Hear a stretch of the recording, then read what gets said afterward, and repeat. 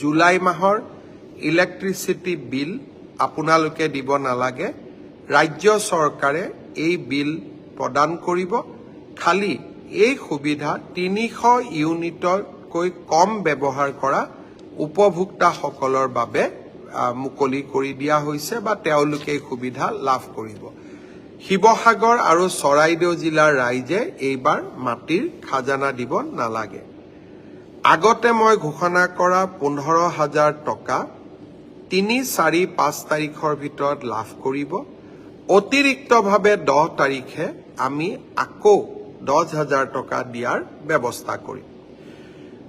অংগনবাদী কেন্দ্ৰৰ বাবে 2 লাখৰ পৰা 2.5 লাখ টকা স্কুলৰ বাবে 2,10,000 টকা আৰু নামঘৰৰ বাবে 1.5 লাখ টকা প্ৰদানৰ আঁচনিও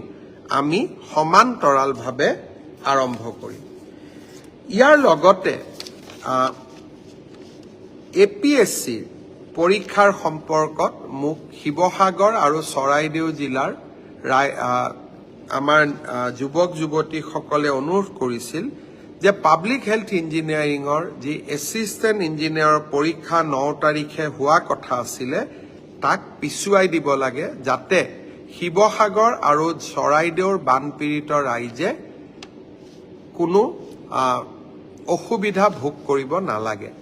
আজি লোকসেৱা আয়োগে এই পৰীক্ষাও অনিৰ্দিষ্ট কাললৈ পিছুৱাই দিছে আমি অতি সোনকালে পৰীক্ষাৰ দ্বিতীয় ডেট ঘোষণা কৰিম কিন্তু তেতিয়া ঘোষণা কৰিম যেতিয়া শিৱসাগৰ আৰু চৰাইদেউ জিলাত বান পৰিস্থিতি উন্নত হ'ব